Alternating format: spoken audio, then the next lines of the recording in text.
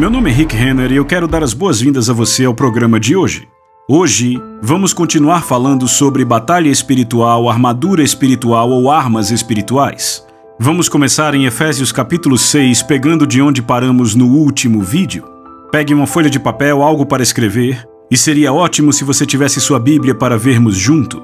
Vamos começar em Efésios capítulo 6 e bem rapidamente rever os versos 10, 11 e 12, e então pular para o verso 13. Então, em Efésios capítulo 6, verso 10, o apóstolo Paulo escrevendo, ele diz: "Finalmente, meus irmãos, sejam fortes no Senhor e na força do seu poder."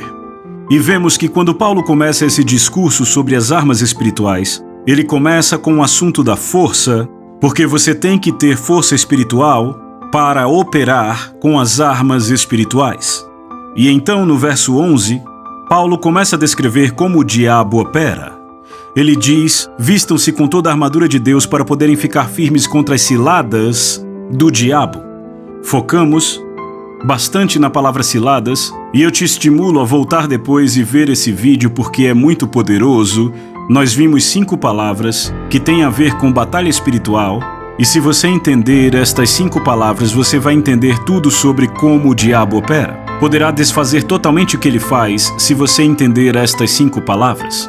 E então chegamos ao verso 12, e no verso 12, Paulo define ou explica o inimigo. E ele diz no verso 12, "Não lutamos contra carne e sangue, mas contra principados, contra potestades, contra os dominadores das trevas deste mundo e contra a maldade espiritual nos lugares celestiais." E aí chegamos ao verso 13. E no verso 13, Paulo diz: "Portanto, tomem sobre vocês toda a armadura de Deus, para que possais resistir no dia mau, e tendo vencido tudo permanecer inabalável." Essa palavra, portanto, é traduzida bem corretamente. É a palavra diatauto. Literalmente significa portanto, ou melhor dizendo, à luz de tudo o que eu acabei de dizer, diatauto.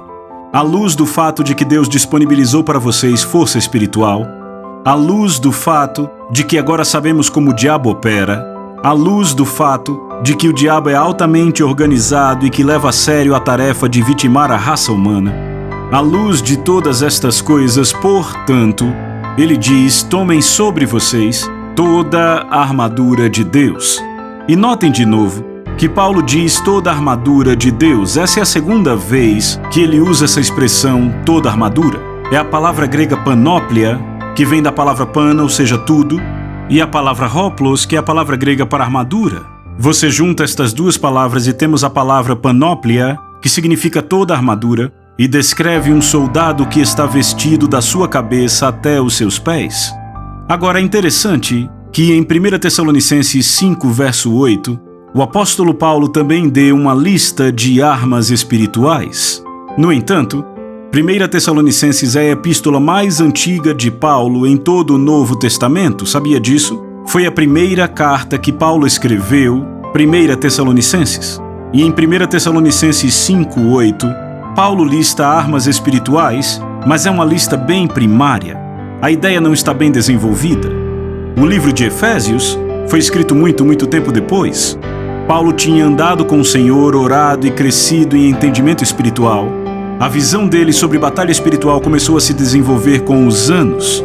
Então, entre 1 Tessalonicenses 5 e Efésios capítulo 6, muitos anos se passaram, e no momento em que chegamos a Efésios capítulo 6, Paulo agora tem uma visão completamente desenvolvida da armadura e das armas espirituais, ao que ele chama toda a armadura, a panóplia de Deus.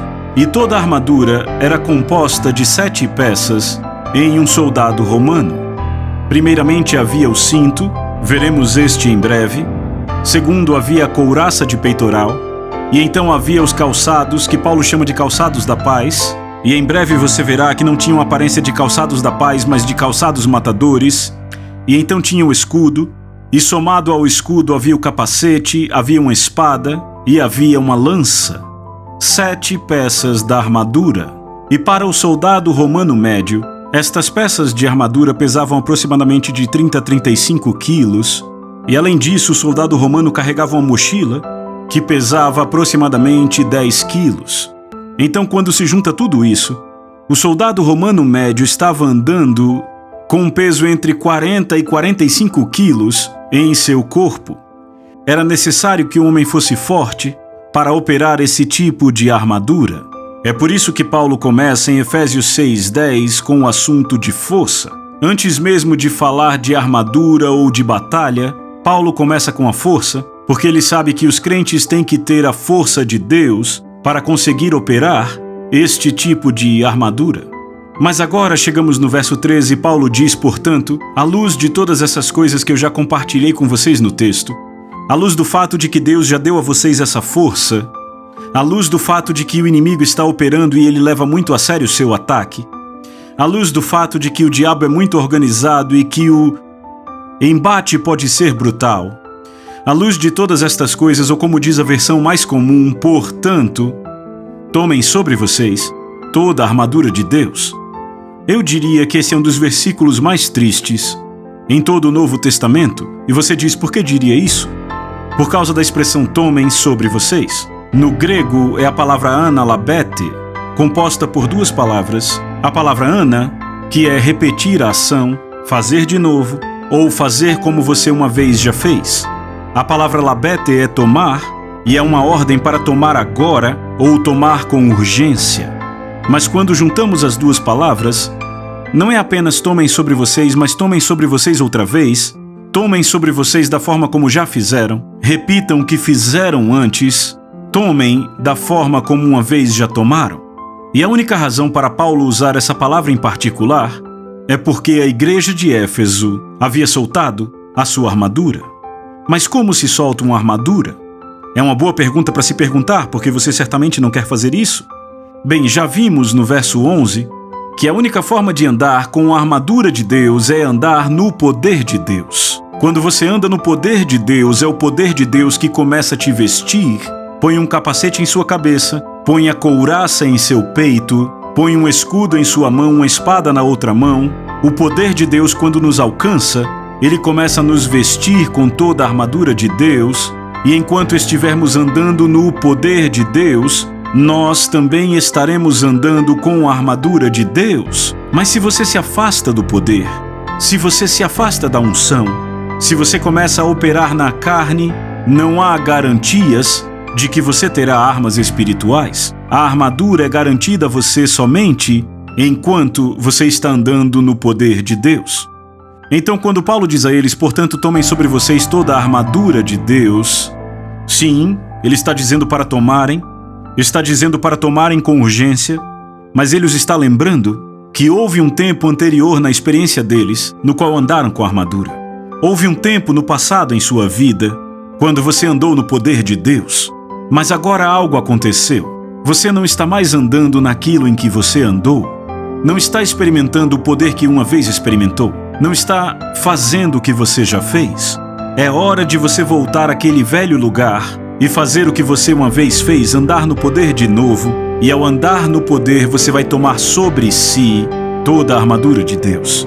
Lá estavam eles, uma igreja muito educada, a igreja com mais educação na palavra de todas as igrejas do Novo Testamento, as suas cabeças cheias de informação, mas estavam de pé nus diante do inimigo, porque não estavam mais andando no poder e deixaram cair seu armorial espiritual. Isso explica por que, no capítulo 4, estavam tendo problemas com malícia, com traição, falta de perdão, porque entristeciam o Espírito Santo. E Paulo diz especificamente a eles, no capítulo 4, que estavam dando lugar ao diabo, e ele implorou a eles que parassem de dar lugar ao diabo. Aquela era uma igreja sob ataque. Não estavam mais andando com as armas como uma vez andaram. Talvez esse seja seu caso. Talvez você já tenha andado com mais do que está andando agora. Talvez já tenha andado com as armas espirituais e com o poder espiritual e não está mais andando no nível que você conheceu em seu passado. Não é tarde demais. Você tem que agarrar pela fé, tomar a decisão de agarrar o poder de Deus, começar a andar nele de novo. E quando você começar a andar no poder de Deus, esse poder outra vez vai te vestir com toda a armadura de Deus. E Paulo diz, portanto, tomem sobre vocês toda a armadura de Deus, e ele nos diz por quê? Para que possais resistir no no dia mau. Eu lembro quando eu estava estudando isso no começo, há décadas atrás, eu me perguntava o que é o dia mau. Talvez seja algum dia especial na agenda profética. O que é o dia mau? E eu acabei entendendo que o dia mau é qualquer dia que você acorda e o mal vem ao seu dia.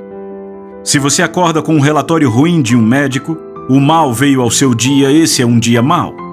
Se você acorda e tem um conflito terrível com seu cônjuge, o mal entrou no seu casamento, esse é um dia mau.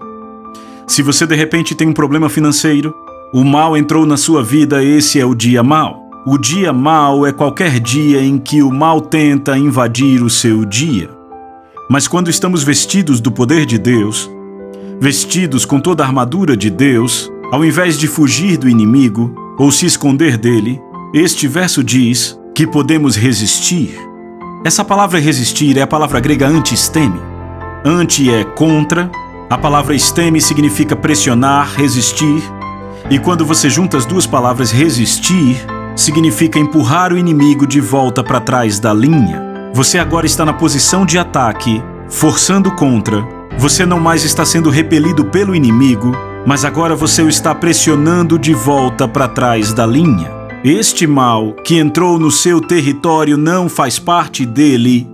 E quando você está vestido com toda a armadura de Deus, certamente está na posição de dizer: não, esse mal não é meu, ele não faz parte do meu corpo, ou do meu casamento, ou do meu lar, ou das minhas finanças. E você está na posição de empurrá-lo de volta para trás da linha.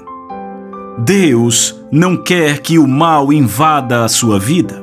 E uma razão para ele ter nos dado armadura, de acordo com o verso 13, é para que possamos resistir no dia mau ou em qualquer dia que o mal tente invadir nossas vidas. E então Paulo faz a afirmação mais notável: tendo vencido tudo permanecer inabalável. A maioria das pessoas interpreta isso errado, elas leem assim: tendo tentado tudo ficar inabalável. Se você fez tudo e nada funciona, aceite que dói menos, inabalável. Se você usou a armadura e não funciona, fique firme. Se você tentou usar o poder de Deus e não funcionou, fique inabalável. Se você tentou usar a oração e não funcionou, permaneça. Se você se apegou às promessas e as promessas parecem não estar funcionando apenas, fique inabalável. A maioria das pessoas acha que é se conformar, que se você se conforma tempo suficiente de alguma forma, você recebe a vitória. Mas amigo, eu quero te dizer, isso está errado. Se o poder não funciona, se a armadura não funciona, se as promessas de Deus não funcionam, se a oração não funciona, se nada dessas coisas funciona, por que, pelo amor de Deus, você pensaria que aceitar e se conformar vai te trazer a vitória? Veja que ele não está dizendo isso. Se você permanecer ali parado, inabalável, o inimigo vai acabar com você. Não pode ser isso que Paulo quis dizer. A palavra funciona, oração funciona, autoridade funciona, as promessas de Deus funcionam, a oração funciona, tudo isso funciona. Então o que significa tendo vencido tudo permanecer inabalável? Isso é muito importante. Algumas versões podem te enganar, mas o grego e a gramática são muito marcantes. No grego literalmente quer dizer, tendo chegado à conclusão definitiva de todas as coisas. Tendo chegado à conclusão definitiva de todas as coisas, permaneça inabalável. Agora sim corresponde à tradução. A imagem é você no final da luta, e Deus diz: uma vez que a batalha se encerrou, uma vez que você chegou à conclusão definitiva de tudo, a batalha acabou, tudo está feito, você não está deitado debaixo do inimigo, sangrando, mas ao invés disso, você é aquele que está de pé. Essa é a declaração de Deus sobre você se você anda no poder de Deus e se você anda com a armadura de Deus. Paulo diz que você está equipado para a batalha, e quando a batalha acaba, tendo vencido tudo, tendo chegado à conclusão definitiva de tudo, você permanece inabalável. Eu gosto de dizer que Deus tem uma foto nossa na sua carteira. E Deus puxa para fora e olha para aquela foto. Podemos ver a nós mesmos lutando, podemos ver a nós mesmos no meio da batalha, no meio da luta, mas Deus tem uma foto nossa, que é uma declaração profética de como nós estamos no final da luta. E na foto de Deus, Ele nos vê de pé. Eu digo que somos como Davi, com o nosso pé em cima do peito de Golias, a espada em uma mão e a cabeça dele na outra, não estamos debaixo dele, ele está debaixo dos nossos pés. Esta é a declaração profética de Deus sobre você e eu. Quando essa coisa acabar, estaremos de pé. Você pode ver a si mesmo lutando e pode estar no meio de uma luta agora, mas veja a si mesmo pela fé. Veja o fim da batalha. No fim da batalha, tudo isso vai ter terminado e o seu casamento vai estar a salvo. Quando essa batalha terminar, você estará de pé em saúde. Quando isso terminar, você estará de pé na promessa do Senhor.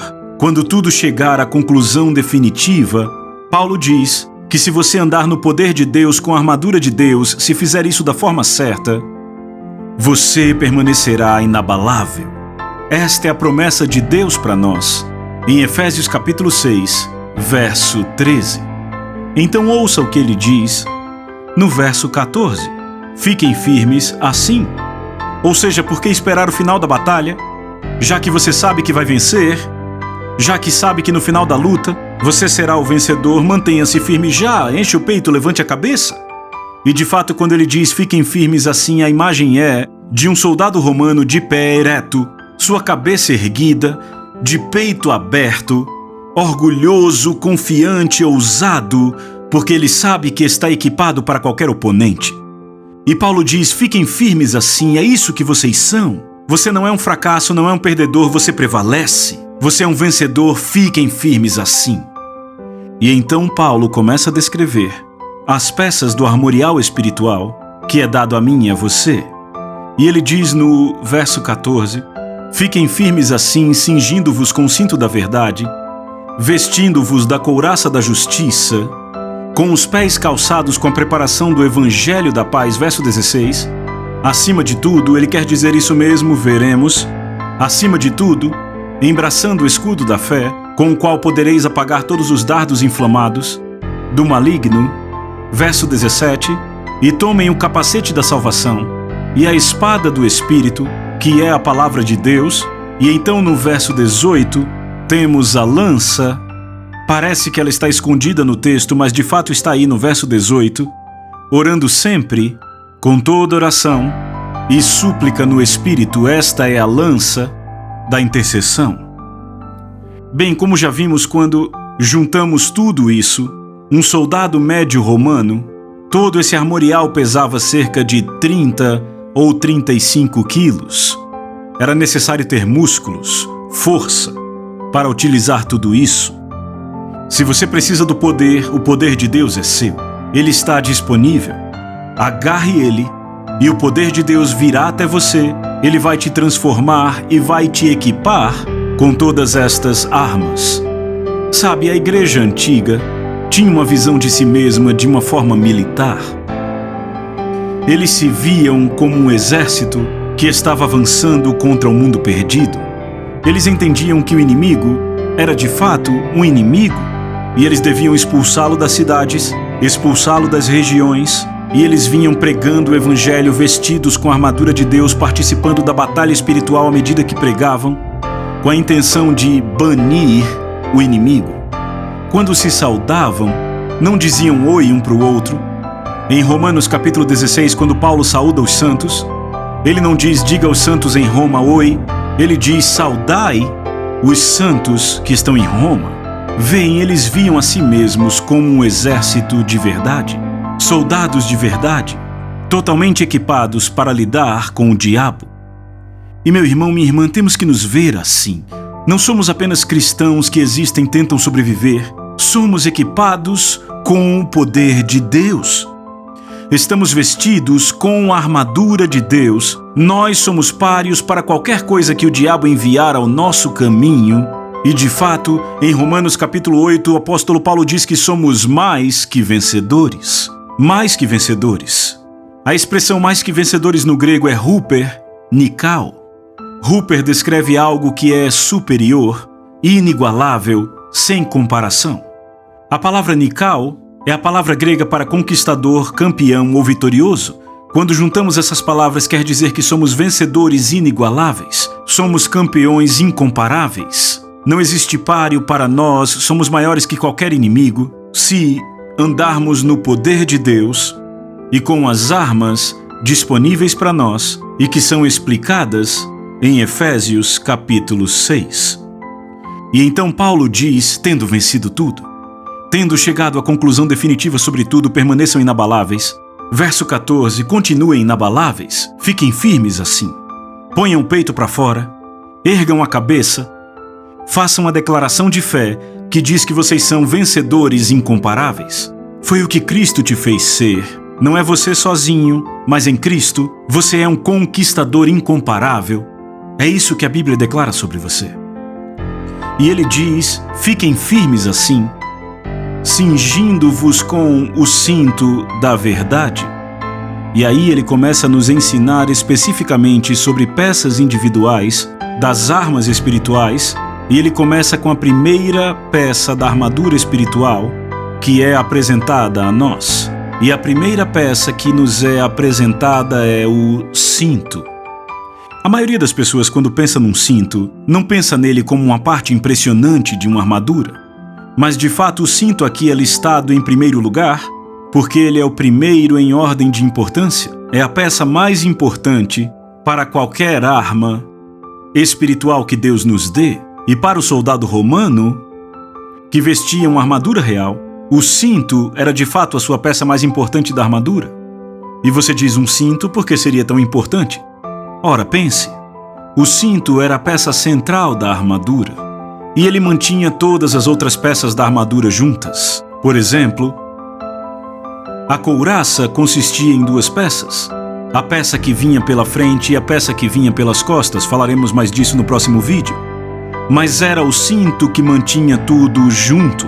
Se um soldado romano não tivesse um cinto, a sua couraça afrouxaria, deixando espaços para um ataque. Mas ao usar o cinto, ele mantinha a couraça unida. Além disso, no cinto havia um gancho, e nesse gancho, o soldado romano pendurava seu escudo. Então o escudo dependia do cinto. Do outro lado do cinto havia outro suporte, e naquele suporte ele pendurava sua espada. Então a espada era sustentada pelo cinto. Nas costas do soldado romano havia uma aljava, e na aljava ele punha suas setas, punha sua lança, suas flechas. Mas a aljava, a lança, as flechas eram sustentadas pelo cinto. O cinto era a peça central da armadura e mantinha todas as coisas unidas. E se um soldado romano não tivesse um cinto, ele teria problemas no meio da luta. Para você e para mim, o que é um cinto? Bem, Paulo diz. Ele diz, cingindo-vos com o cinto da verdade. O cinto é a palavra escrita de Deus. Interessante, não é? A palavra de Deus é a única peça da armadura que temos que existe no reino material. Você não pode tocar a justiça, não pode tocar a paz, você não pode tocar a fé, você não pode tocar a rema, mas a Bíblia você pode tocar. Esta é a primeira e mais importante peça da armadura, tão vital que ela passa do reino espiritual para o reino natural. E assim como o cinto, a Bíblia é central para tudo em nossa vida. Se estamos andando na palavra, nós teremos paz. Se estamos andando na palavra, manteremos um senso de justiça.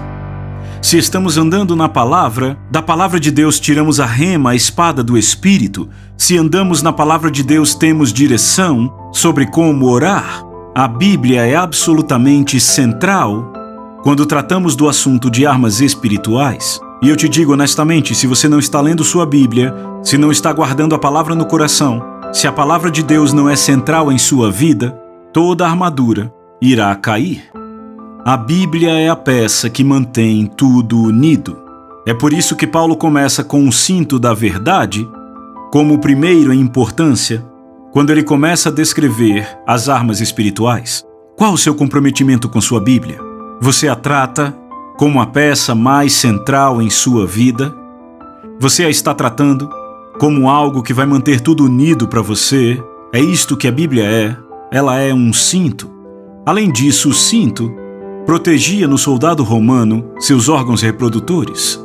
Então o cinto representa a habilidade de reproduzir. Enquanto você estiver na palavra de Deus, você terá poder criativo. Quando você está na palavra de Deus, você tem a habilidade de reproduzir.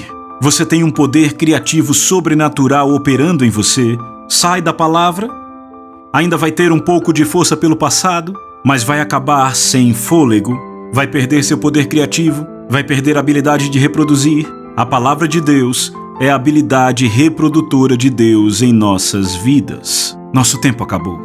Mas quando voltarmos, vamos pegar daqui e vamos continuar descrevendo as peças individuais da armadura que Deus nos dá em Efésios capítulo 6, do verso 14 até o 18. E para encerrar, eu quero te lembrar Eclesiastes 8:4, que diz: onde a palavra de um rei está, aí há poder. Permita que a palavra de Deus libere o poder dela em sua vida hoje.